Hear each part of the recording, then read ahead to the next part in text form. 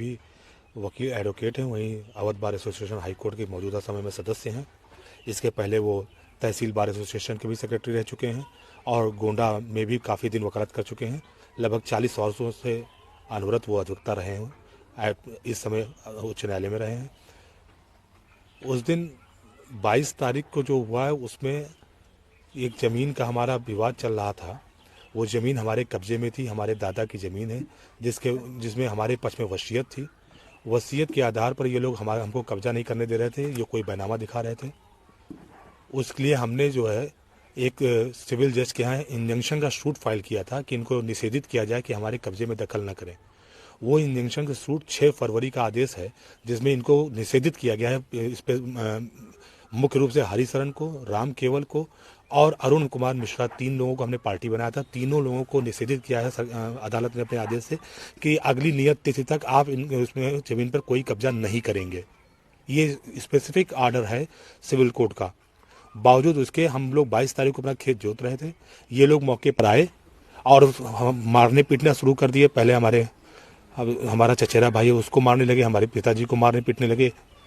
उसमें अरुण कुमार मिश्रा जो है ये भी आए, हमारे पापा को मारने लगे।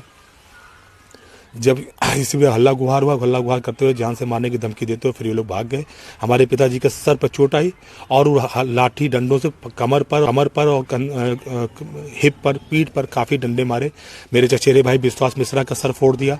मेरा एक चचेरा भाई आकाश है, वो बचाने पहुंचा था, उसको भी मारा। उसके हाथ पर चोट आई, उसके नाक तोड़ दिया इन लोगों ने। और हमारे एक चाचा हैं, उनको मारा। इस तरह से लोग मारे पीटे। जब लोग भी बचाव करने आए तब ये लोग गाली गुप्ता देते हो, जान से मारने धमकी देते हो, ले छोड़ के भाग गए मौके से। किसी तरह मैं अपने पिता को लेकर के CSC गया। CSC में वहाँ दिया। उन लोगों ने कहा कि नहीं, इनको गोंडा रेफर कीजिए, तबीयत इनकी ख़राब है। मेरा छोटा भाई उनको लेकर के सीधे एम्बुलेंस से गोंडा गया और मैं थाने गया FIR कराने के लिए। वहाँ पर FIR लिखने में थोड़ा सा देर हो गई। वो लोगों ने मजरूपी चिट्ठी बनाने में भी देर की, जिस वजह से वहाँ गोंडा जिला अस्पताल में उनका इलाज होने में हुई देर, जिस वजह से मेरे पिता और उनकी चोट आई। जो चोटें पोस्टमार्टम रिपोर्ट आ गई है, उनके द्वारा सर पर जो चोट दी गई उससे जो उनके खून जो अंदर ब्रेन में नसों में खून क्या दौड़ाव होता है वो रुक गया। रक्त स्त्राव रुकने की वजह से जो है उनकी मृत्यु हुई है। ये कहा जा रहा है कि ट्रैक्टर उनके ऊपर चढ़ा दिया था, क्या है? कोई ऐसा ट्रैक्टर नहीं चढ़ाया गया। ट्रैक्टर चढ़ाने की कोई बात नहीं हुई है, ना ऐसा कुछ हुआ है। अभी तक आप पुलिस की जो कार्रवाई है उससे कितना संतुष्ट है? क्योंकि लगातार देखा जा रहा है कि पुलिस का भी काफी विरोध किया जा रहा है, उसकी कितनी संलिप्तता है इसमें? देखिए, अब इस मामलों में मैं अभी कोई कमेंट नहीं करना चाहता हूँ। फिलहाल मुझे उम्मीद है कि मुझे न्याय मिलेगा। मैं SP साहब से उम्मीद करता हूँ कि वो पूरा न्याय दिलाएंगे मुझे।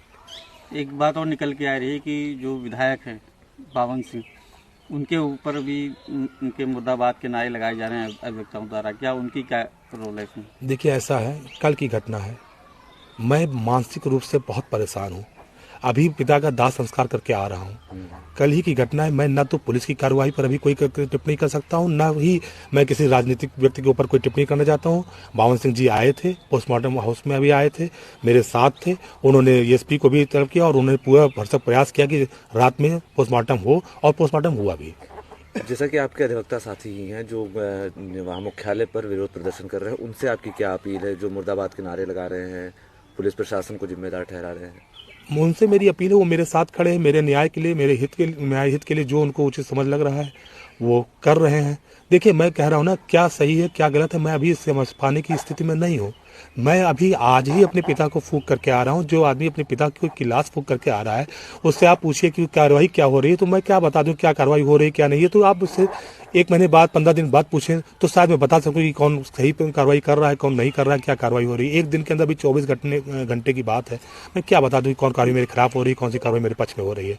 अभी तो मैं थाने तक गया भी नहीं, ना किसी ने कुछ अभी मेरी कोई बात हुई है। जैसे इस घटना को लेकर राजनीति शुरू हो गई है, तो उसको किस तरह देखते हैं? नहीं, मैं सभी से अपील करना चाहता हूँ, इस घटना की राजनीति करने के लिए नहीं है। मैंने अपना पिता खोया है। मेरे साथ राजनीति ना करे कोई। मेरी मदद जो कर सके, मुझे न्याय दिलाने के लिए मैं बार एसोसिएशन का भी शुक्रगुजार हूँ जो गोंडा बार एसोसिएशन मेरे साथ खड़ा है, मेरे साथ अवध बार एसोसिएशन खड़ा है, मेरे साथ करनागंज तहसील बार एसोसिएशन खड़ा है।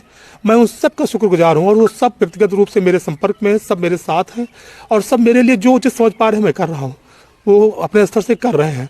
मैं इस स्थिति में नहीं हूं कि मैं किसी से कुछ कह सकूं या मैं किसी को कुछ बता सकूं, ना ही किसी से अभी मेरी कोई बात हुई है। हाँ, घटना के बारे में मैंने सबको सूचना दी, सब लोग आए, सब ने देखा और उसके बाद कोतवाली में क्या हो रहा है क्या नहीं हो रहा है मैं बाहर अभी नहीं हूं। मैं आज पिता को जला कर आ रहा हूं, अभी तो मैं कहीं जा भी नहीं पा रहा हूं, तो मुझे अभी कोई जानकारी नहीं है।